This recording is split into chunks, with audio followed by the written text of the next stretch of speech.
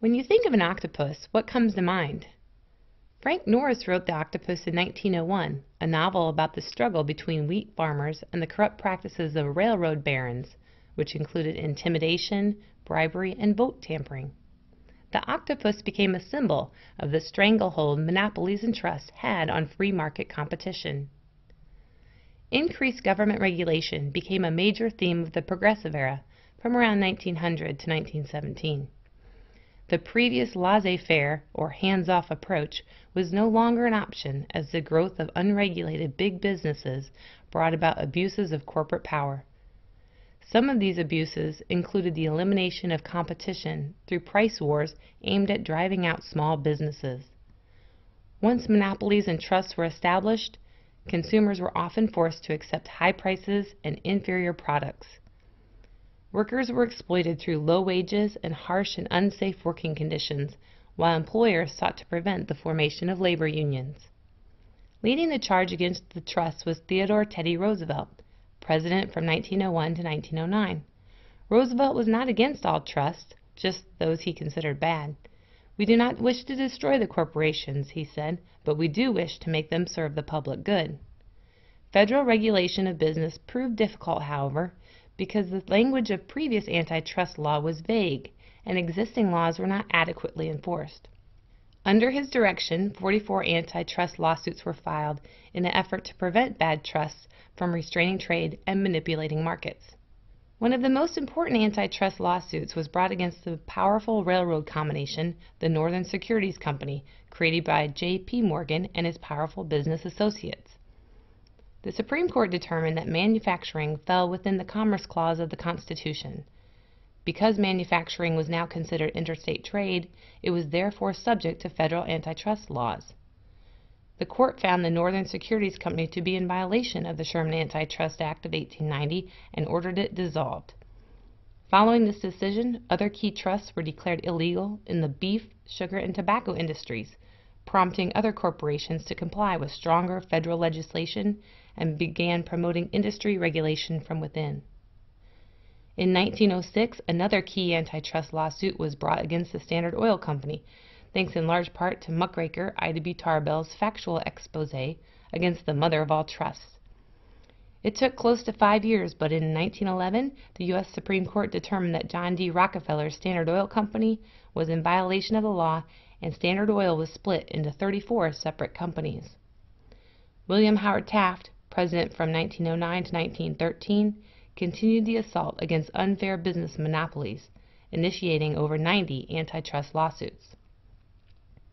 Progressive-era reformers pushed for the regulation of business and industry and laws protecting workers and consumers. The Department of Commerce and Labor was created to enforce federal regulations, particularly those involving interstate commerce. The Mann-Elkin Act authorized the Interstate Commerce Commission to regulate telegraph and telephone companies, and by 1913 a separate Department of Labor was created to protect the welfare of workers and to improve working conditions. The most important antitrust legislation passed during Woodrow Wilson's administration, which began in 1913, was the Clayton Antitrust Act. The Clayton Antitrust Act attempted to strengthen the Sherman Antitrust Act by identifying specific illegal practices and business combinations that were against the law if they tended to lessen competition or create a monopoly.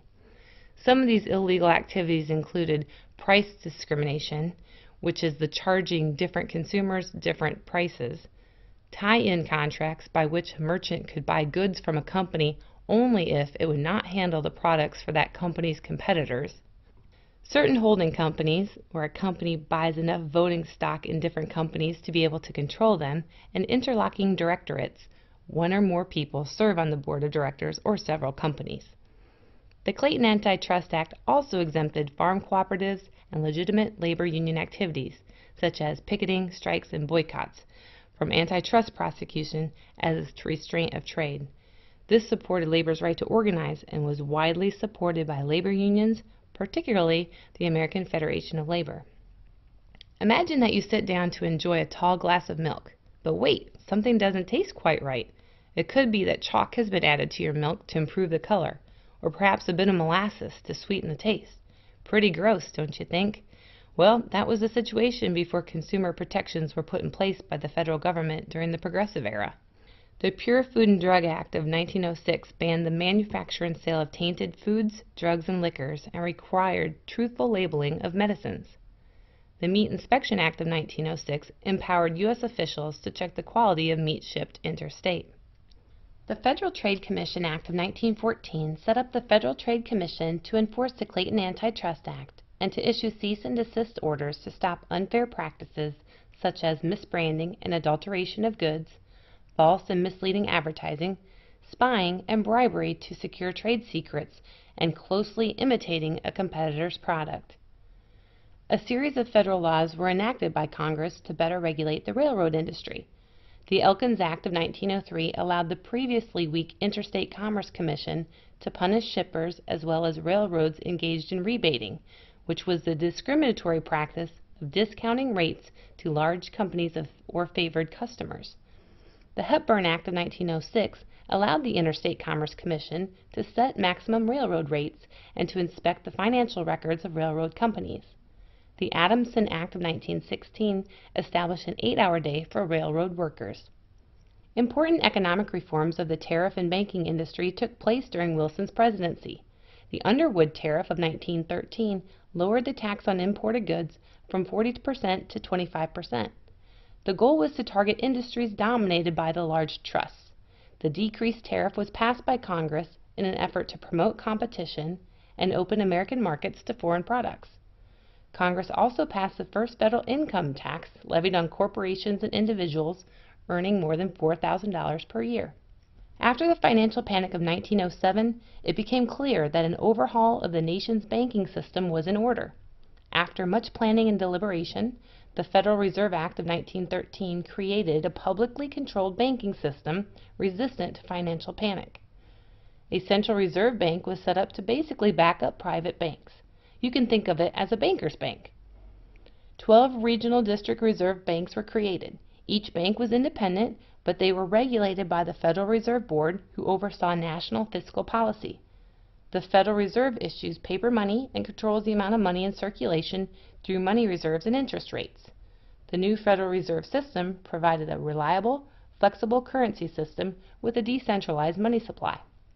In an effort to provide support to the agricultural industry, the Farm Loan Act of 1916 created a Federal Farm Loan Board and 12 regional farm loan banks, modeled after the Federal Reserve System.